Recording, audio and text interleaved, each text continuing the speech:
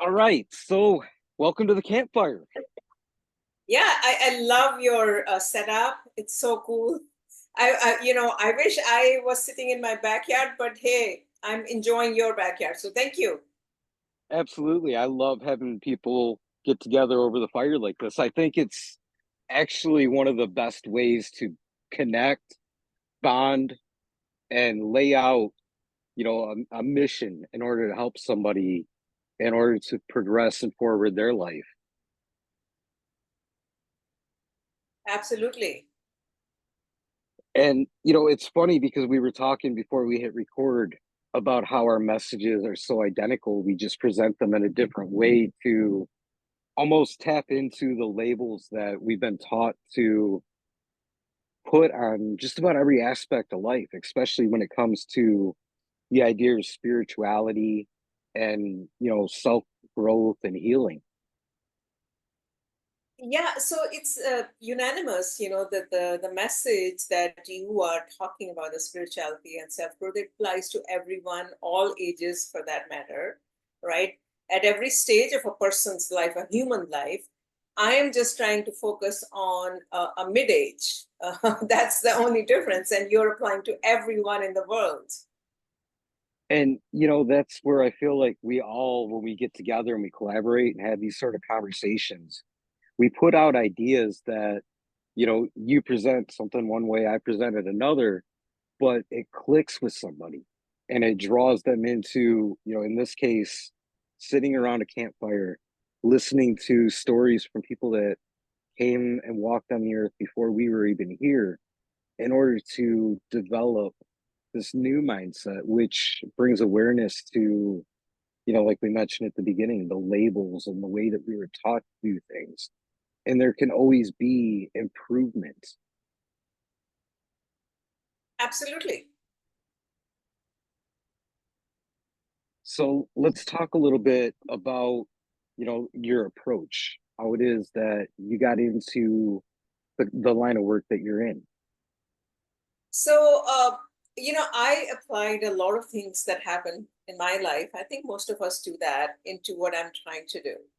Um, like any person in the mid age, there's a lot of introspection, there's a lot of self analysis, there's a lot of self critique that I personally went through. And I think a lot of us go through that, men as well as women. We are at that intersection of a mid age and we're thinking, oh, what have I done in the past?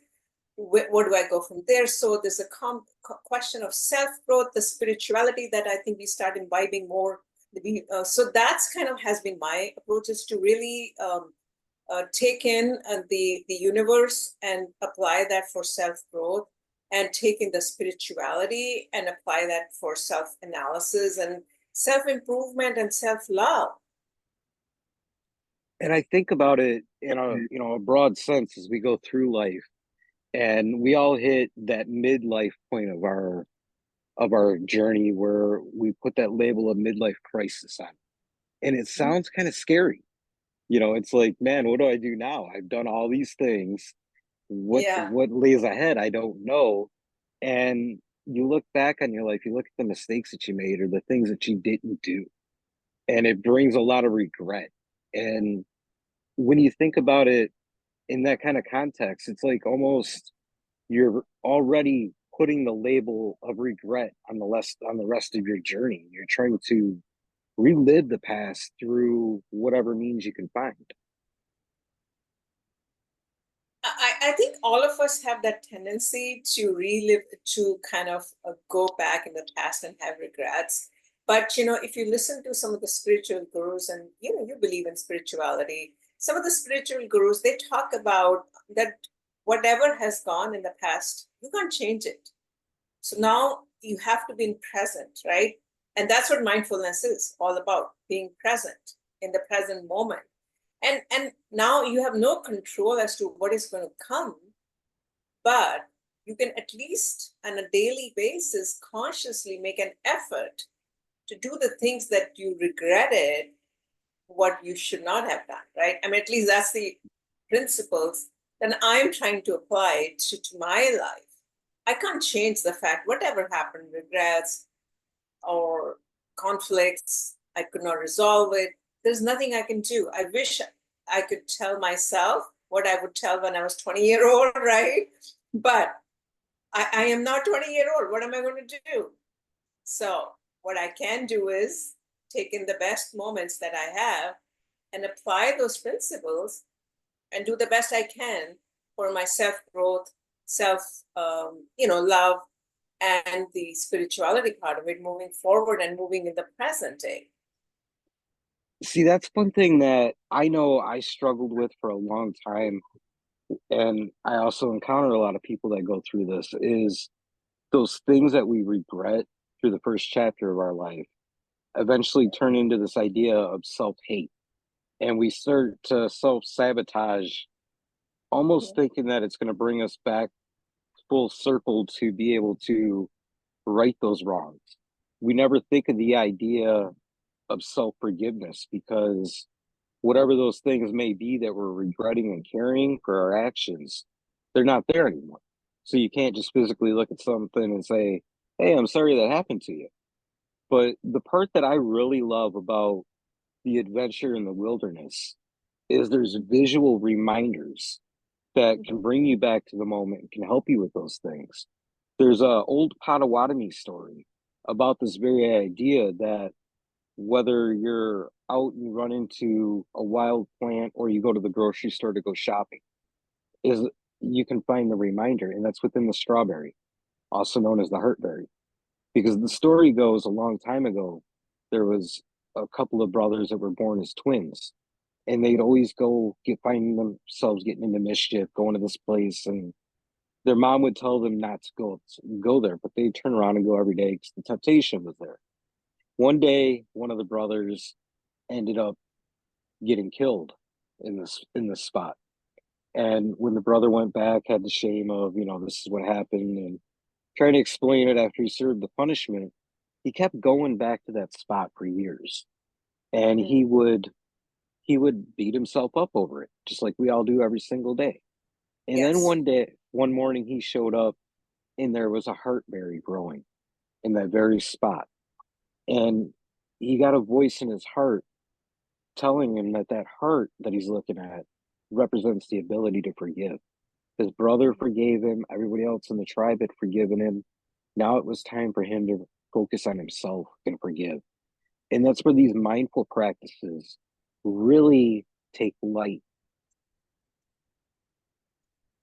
Yeah, that I mean, that is an unfortunate story for, but we don't forgive ourselves for so many acts that have happened, in our childhood, teen years, and moving upwards. And somehow these mindful practices help us to really calm ourselves down and make sure that we forgive ourselves. And I think it's in all cultures if you look at it, right? Even in religions, so to be, if you go into any of the religions, they talk about the forgiveness, the power of forgiveness. It doesn't mean that you let that thought or let that person come back into your life who's given you that conflict. What that tells you is that you are able to forgive whatever that act or whatever happened, but you can move forward. But that doesn't mean that you bring that into your life again to traumatize you, right? So the forgiveness is very powerful tool. If you look at a lot of mythologies, they talk about that. Christian mythology, Hindu mythology, so many of these religions, they talk about forgiveness. And as you mentioned, it doesn't mean bringing those people back Mhm. into your life that have caused the trauma or the catalyst for the experience. What it provides you in the moment is an opportunity to look back and understand and realize that you were living life and doing the best that you possibly could in that moment with Yeah. not only the resources but the vocabulary leading to the actions that led to whatever the situation may have been. So obviously through life, the only constant thing is change. We change and we decide what we're going to do with it, whether we're going to learn or we're just going to ignore it and continue along that path. But as you learn, you develop this new vocabulary, which when you move forward, broadens your ability to see all of the different things that surround you, all the different resources, which help you grow and develop. And it gives you more of a framework to look back on those past moments and offer yourself that forgiveness. Absolutely. See, one of the things is in one of the mythology I was reading is that they say don't judge anyone, right? You cannot change anyone's acts. Only person act, what we call it karma, right? We all know what karma is. What we can change is our karma, our doing, how we behave, how we behave. I cannot change anyone at all. So don't try to judge anyone. What you can do is change, just focus on your karma, focus on your act, and that's it. And you do the right karma and the right act, and things will follow through. And that's what I try to do in my life. That I just try to do the right thing to the best of my ability, and not try to judge anyone, and not try to get into the conflict. Just go on the site. So there's a when the river is flowing, the river has a border or a stone, right? A big border in front of the river. The river doesn't go around over the border, right? The river goes on the side of the border and then keeps flowing. So that's what our life is. We need to keep flowing. If some kind of an obstacle comes in front of us, we can't stop beating our head, with the border, right? We go around it and we figure out a way and we keep going. And that's, I think, the river analogy of the river flow of the river is so powerful in life as well. And that's what a few weeks ago, or actually, no, a few months ago, I got an opportunity to take a tour through some caverns Mhm. down in Ohio. And that, I Yeah. think that was probably the most powerful thing that I walked away from that event with, was with the idea that, water is just like us. It's got this sustaining flow. And Mhm. when that water meets up against the obstacle or the adversity of the rock, it Yeah. continues to pound away at it until Yes. ultimately it makes a new path to go through and continue forward. And Mhm. that's what a lot of the things that we fear within our own minds Yes. represents.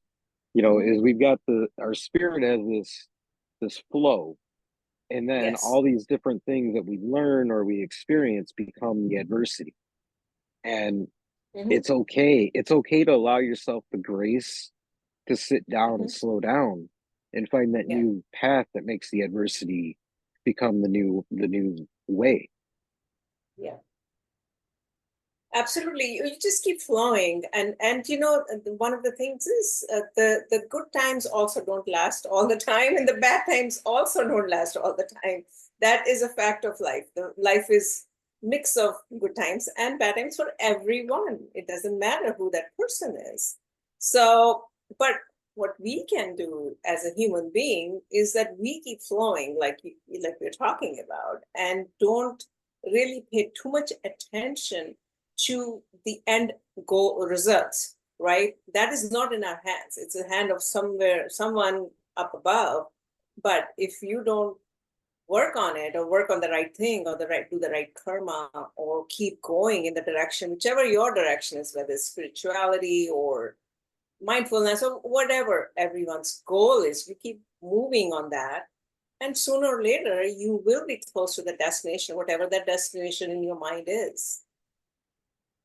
And as we reach those destinations, those milestones in life, one thing I noticed that I encounter a lot in my work is the idea that somebody has gone from facing life with more that negative kind of framework, and they Yeah. want to make the conscious decision to be more positive about it.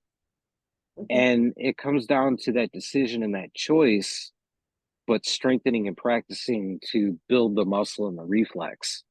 And you Yeah. mentioned a lot about the karma and the being conscious of your decision, your ability, always having the power to control where you're going. Yeah. So if you eliminate the outside factors, and it's solely you're taking the time to look at the at what's going on, discover the decision you're going to make. Mhm. It gives you more stability when you're Mhm. trying to approach that mindset of this chapter of my life I'm going to look at more positively. Yeah, absolutely, absolutely. And that's the power of mindfulness, meditation, yoga, right? Breath work, all this talks about that, chakras. All these holistic therapies are basically saying the same thing, that mind and body connection, right? That yoga is un, union of mind and body, right? That's what yoga is saying all about it. So, and that's why practicing these all mindfulness practices helps you bring you center to your core center here, in the sense of your inner strength and inner core, and then gives you the strength to keep going without paying attention to, oh my God, why didn't I reach this destination up till now, right? That's what we have been programmed. By 30, you have to have a homeowner, right? In US, I mean, things like that. I'm just giving an example. Oh, by the time you're 40, you should be XYZ, So it you have to take all these labels, and that's what the society is all about. Unfortunately, we are all kind of part of all this society, but somehow if you focus your pathway, and you will get to the destination whenever, whether irrespective of the age or the stage or the money or the whatever, right? It's in your head, it's in your mentor. That's what I'm trying to do. It's not easy, but I'm trying. Well, I don't think that it's ever intended to be easy, but Yeah. I think what you were getting at and saying there is the fact that, yes, we're programmed to buy into the labels and the distractions that make life so complicated. If Yeah. you were to slow down and look at the simplicity of Yes. even just putting your left foot in front of your right foot to make your Yeah. next step, Yeah. we all have that ability to bring ourselves into the moment.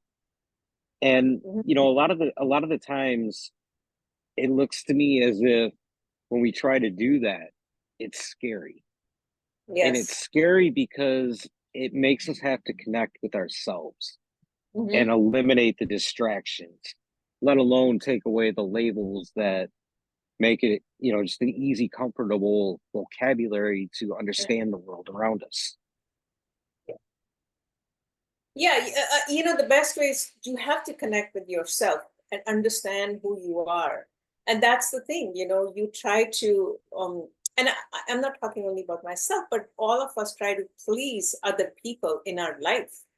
Maybe Yes. more men do that more.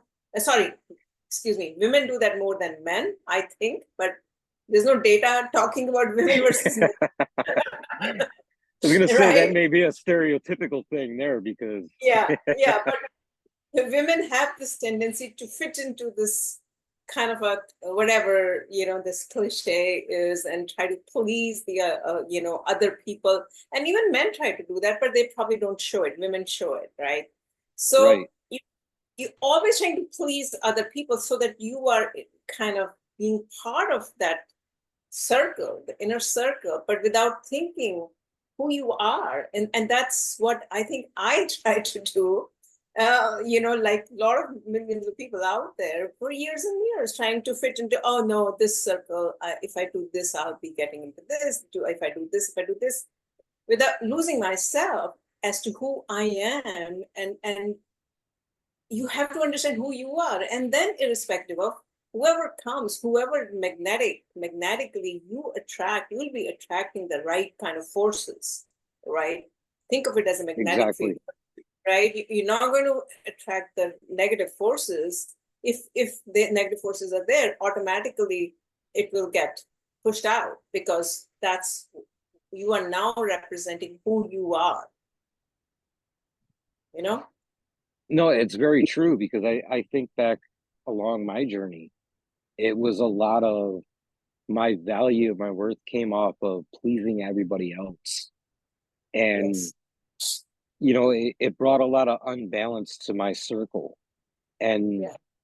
I wasn't aware of that until finally, time after time of falling on my face and ending up back at the same place, you realize something's got to change. I'm living for the wrong reasons here, and I'm wasting so much time doing so. Getting back to that idea of blaming yourself for everything and holding on to that blame. When you can let that go, you can Mhm. start to see that ultimately it begins with you. If you're living for yourself and you're really trying to bring forth the most authentic version Mhm. of you and living your journey, Mhm. then those people that you were originally living for, it Yeah. benefits them and it does help Yes. them. So it's understanding how to bring that healthy balance to the circle. Mhm. It's so true. I think it happens to all of us. It happened to me quite a bit. Trying to please others in the family, trying to live for others, and trying to blame myself. And then you come at a realization that no matter what you do, you're never going to please them. That's also a fact, because you're trying so hard to please someone, and that person will always has that ability to keep working with your mind to do one more thing, right? And suddenly now you think that all this work that you're doing, that person is never giving you acceptance. I don't know if that happened to you, but it happened to me. Finally, Yeah. you have to let that go. You literally have to let that go, and then I blame yourself. Why the heck you wasted so many years and time trying to please others when you know that person was never going to be pleased? I don't know if that happened to you, but it happened to me. I've experienced that in my life. And, when I think about those moments, it's very, very difficult to really assess and understand the impact that you're having on somebody else because it gets back to those distractions. It gets back to those labels, those shiny things in life. Mhm. We're taught from an early age to chase those things Yeah. and whatever it looks like around them. Mhm. We don't put as much emphasis on Mhm. the importance of keeping the value system. Yeah. Yeah, we are all humans at the end of the day. We are programmed when we are growing up as children to behave in a certain way, to act in a certain way, and it's not our fault. And we try to follow that paradigm until we reach at a certain stage in our life, and then we realize that some of those paradigms, some of those things were not correct, not right. And then it's okay, what do I do now? So many years have gone by, right? And it happens to everyone, I think. I find myself having to say this over and over again, not only when I'm on a hike with, a client, but working with somebody on more of a long-term status is the fact that it's okay to give yourself permission to be important. Yeah. It's okay to come up short as long as you're learning, as long as that wheel is still turning or that sponge is still soaking up water, Yeah, it's perfectly okay because it's all a part of the journey. that's right. And we don't know the journey. We don't know the length of the journey, whether we are going to be able to climb the Mount Everest, or we're just going to stay at the base, or we don't know the end part of the journey. Nobody knows the end part of the journey, how long the journey is. We know we are all on a journey, but the journey for a few people can go all the way till whatever. So the only thing in our control, what we can do is try to enjoy the journey, try to be part of the journey, try to do the things in that journey with full conscious, with full mindfulness, so that the journey is what you want the journey to be, right? And that's what I think we all get confused, is trying to chase other people in the journey, in that journey, like, oh, let me go chase this, my friend, or this here, or that here, or that here. And it's hard sometimes to follow what you want to do. It is hard, but because that takes trusting yourself. And sometimes it is hard to trust yourself. It's easier to trust someone else or the herd, right? The herd mentality, what we call it. Well, But it's if you, doing the work to actually build, to find the facts, to be able to trust yourself yeah, is not as cut and dry as it is when somebody tells you something and you're yes, looking with that false hope and those blinders on. And I yeah, think really what it boils down to is in that process of trying to build that self trust, hmm, understanding that living in the moment and not trying to follow somebody else's pattern yeah, is safe. It's okay.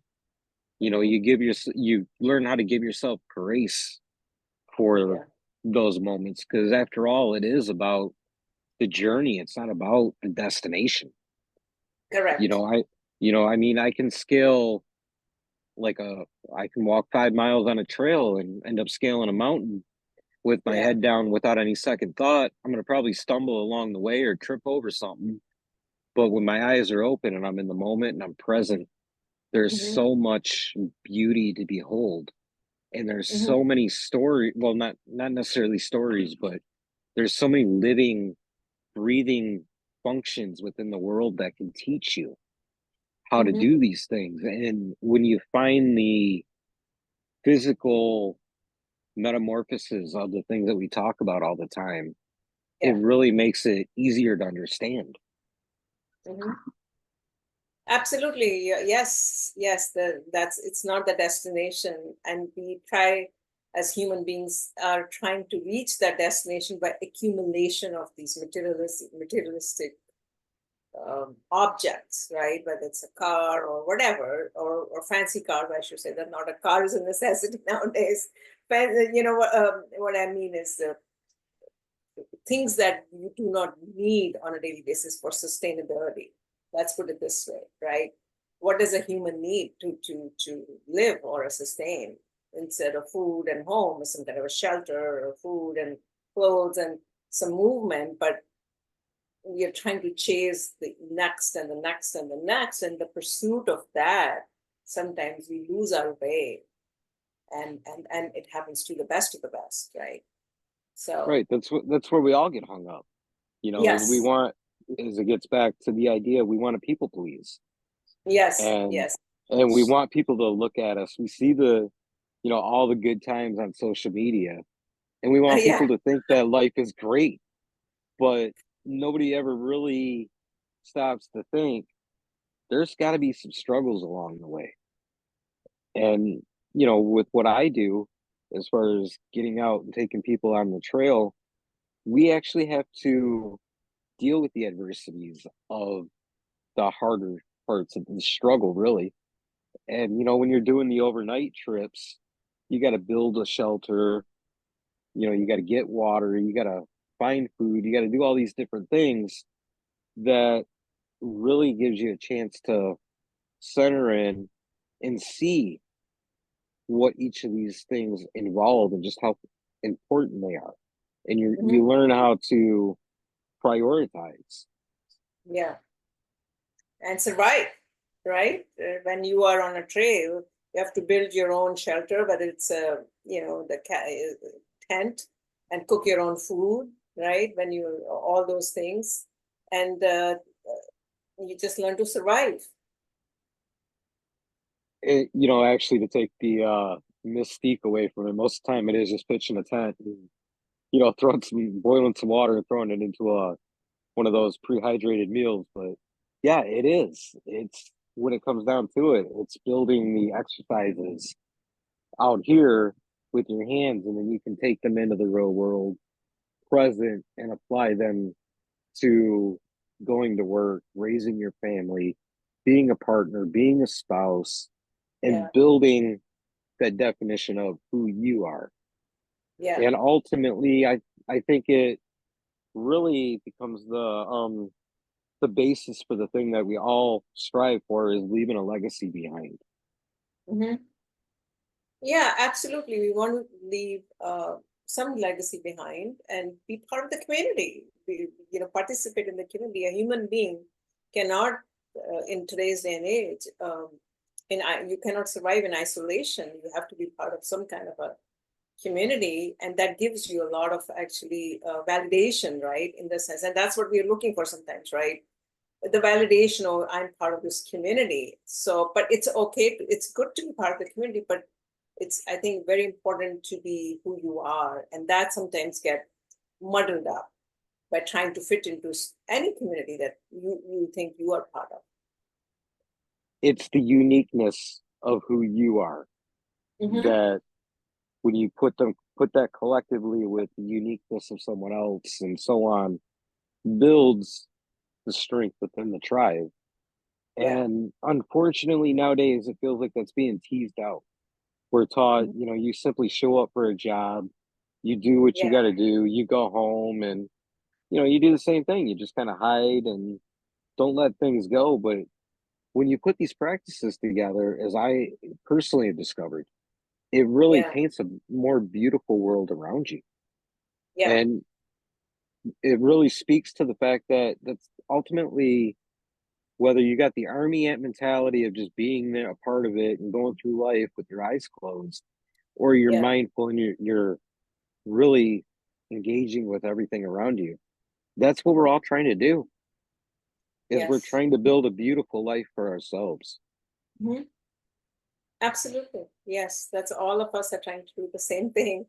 We all have the same goal to get the most out of the life, but during that whole process, sometimes we get lost, and that's what I really love what you're doing is connecting with the nature, and discovering yourself by connecting with the nature is so powerful. It really is. And, I think it gets all the way back to the beginning of our conversation where we were talking about the labels, Hmm. which brings the whole thing full circle beautifully. And as Yes. we wind this conversation down, I want you to let people know how they can get in touch with you, what you got going on, and whatever else you feel that people should know. Yeah, well, thank you so much. I am just trying to build a holistic lifestyle platform focusing on mid-age women right now as they're transitioning from perimenopause to postmenopause. And this is the age, what we were talking about earlier, is self-discovery, self-realization, self-love, self-growth, self-confidence, and self-introspection, because it's the physical hormones are actually changing for women. And it's so the mindfulness practices becomes very, very important. So keeping that in mind, I've created this holistic lifestyle platform called nourishtalk.com, and people can see that and give us give me the feedback. www.nourishtalk.com. Thank you. You're most welcome. Thank you for taking the time to have this conversation and join me here at the fire. It's been a pleasure, and I love the fact that we got the opportunity to distill some of those labels, some of those stigmas, and realize that we're just a big melting pot of individuals all working for the same thing. So thank you for taking the time to celebrate with me today. Thank you. Thank you for having me.